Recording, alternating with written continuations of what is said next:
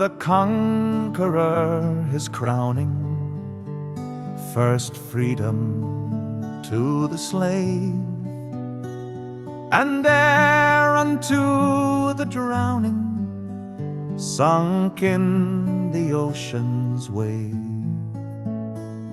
and succor to the faithful who fight their flag above, are sweet but far less grateful than were my lady's love.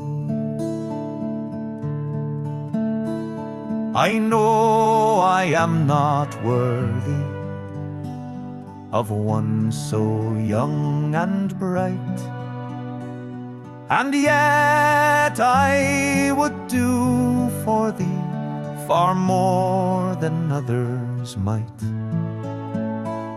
I cannot give you pomp or gold if you should be my wife, but I can give you love untold and true in death or life. Methinks that there are passions within that heaving breast, to scorn their heartless fashions and wed whom you love best.